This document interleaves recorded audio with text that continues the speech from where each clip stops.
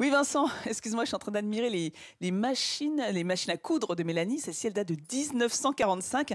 Tu as raison de le rappeler. Mélanie, c'est avant tout une amoureuse des animaux, une amoureuse des chevaux. C'est comme ça qu'elle est arrivée au métier de sellier harnacheur. Et aujourd'hui, elle fait partie de ces rares à détenir un savoir-faire qui se perd de plus en plus. C'est la technique du repoussage du cuir. C'est ce que j'avais envie de vous montrer.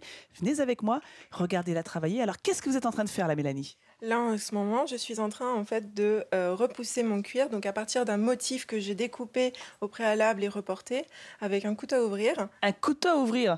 Tu connais pas ça, hein, Vincent? Ça ne s'utilise pas en cuisine, ça, hein. Grâce à Donc, ce ce couteau à ouvrir, qu'est-ce qui vous sert il sert à quoi? à inciser mon cuir, où en fait, avant, je reporte un motif, ensuite, je viens couper mon cuir, et juste après, sur un cuir évidemment mouillé, je viens repousser et donner du relief à mon cuir. Donc cette technique, elle sert à décorer les cuirs, à faire des cuirs, enfin des selles d'apparat, de spectacle. Exactement, mais il y a aussi tout ce qui est côté western, où il y a les styles western qui sont souvent bien habillés comme ça, avec ce type de décoration. Alors cette technique, elle est très artisanale, elle demande du temps, de la précision, de la rigueur. Donc c'est pour ça qu'elle se fait de moins en moins. Exactement. En fait, l'industrie ne propose pas ce genre de choses, étant donné que ça prend énormément de temps et qu'il n'y a que l'artisan qui puisse le faire. Et vous, ça vous fait plaisir de perpétuer ce savoir-faire. Exactement. En fait, c'est pour ça que je garde ce savoir-faire traditionnel, afin de pouvoir, après, moi aussi, transmettre. Mais est-ce qu'il y a des limites à la création? Est-ce qu'on peut tout faire? Est-ce qu'il y a des choses qui ne sont absolument pas possibles? Est-ce que vous avez déjà eu des demandes extravagantes? On peut tout faire puisque là, par exemple, on m'a demandé récemment de faire, comment dire, un bracelet et une ceinture à l'effigie de Johnny Hallyday. Voilà, donc du coup, c'est un travail que je vais bientôt commencer et justement, ça va être avec cette technique-là. Alors il faut savoir que Mélanie, à l'origine, elle travaillait dans l'univers de la pharmacie, elle était technicienne qualité. Qu'est-ce que vous avez gardé de cette première vie? Alors en fait, j'ai gardé ce côté qualité grâce en fait à ma démarche de développement durable et d'éco-responsabilité, notamment avec le cuir à tannage végétal, ce qui m'a valu en fait la possibilité d'être labellisée. Aujourd'hui, je suis labellisée Écodéfi.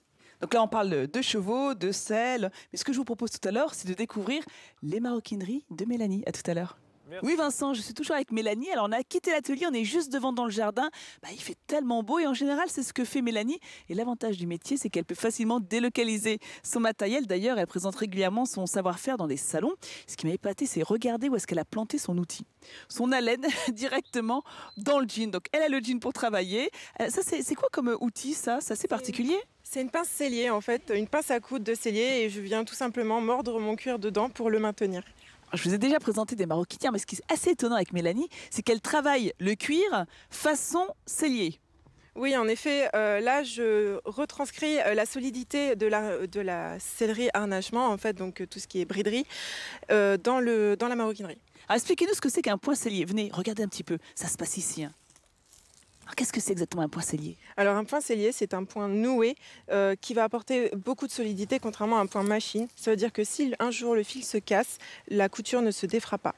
Vous avez vu qu'elle est obligée de transpercer le cuir avec une haleine. C'est tellement épais qu'on ne pourrait pas passer l'aiguille directement. Donc une couture de qualité, mais vous utilisez également des cuirs de qualité tannés végétalement. Ça, c'est important pour vous, hein. Oui, tout à fait. En fait, je n'utilise absolument pas de cuir chromé, puisqu'il y a un effet allergisant qui est connu sur ces types de cuir.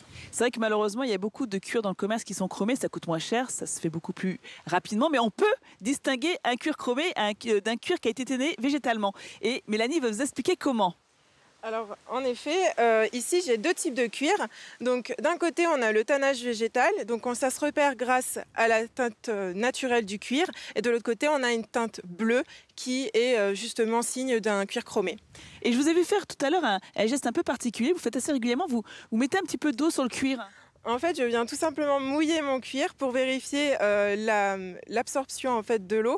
Si le cuir a tendance à avoir justement une bonne absorption, ça veut dire qu'il est plus tannage végétal que tannage chromé. Et ça, c'est valable pour tout type de cuir? Non, il faut faire attention dans certains types de maroquinerie. Là, il y a un peu de vernis et il faut faire attention. Merci beaucoup. Vous avez vu des petites astuces à garder en tête quand vous choisirez vos prochaines maroquineries. En tout cas, vous avez vu, avec Mélanie, eh bien, la maroquinerie à la française a de beaux jours devant elle.